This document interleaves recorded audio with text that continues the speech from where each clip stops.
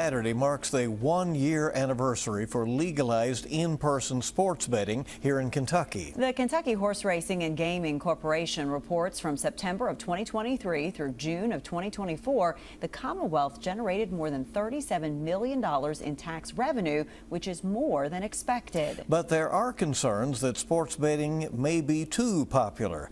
WKYT photojournalist Darnell Crenshaw takes a look at 1 year of sports books in the books. Our top story at 5:30. Bottom line with Brad Taylor, sports talk from a handicapping perspective. Brad Taylor has been running his daily sports wagering show in Lexington since 2020. Most places now, Kentucky a 10-point favorite over South Carolina.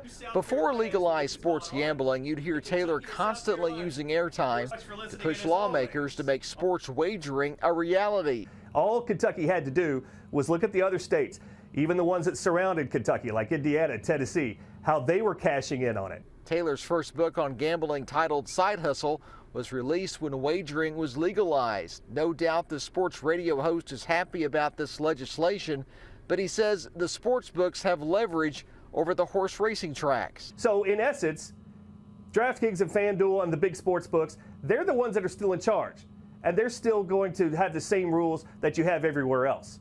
Listen, what this shows is a whole lot of people were gambling before, and now they can do it in a legally controlled way. Governor Beshear at his weekly press conference was pleased with sports gambling's trajectory, but he has a concern when it comes to college student athletes and wagering. The concern that prop bets on who will take the first shot or others could potentially influence those athletes. That's being discussed, especially by the commissioner of the NCAA. Sports bettor Brian Howard has had success. He tells us during this past year at the sports book, he's won a couple $1,000s. I think it's been a success. I mean, there's a lot of interest in it. People are learning now. But he doesn't like the fact that you can bet via an app. Making those bets from home instead of getting out and having fun with their friends. Taylor agrees the apps have forced the lines at in-person wagering sites to severely decline.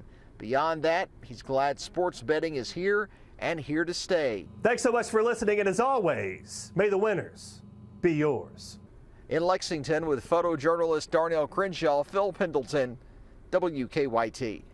And Governor Beshear is also reporting today in his weekly news conference that in July, sports wagering created an additional $2 million in state tax revenue. He attributes that to the Paris Olympic Games.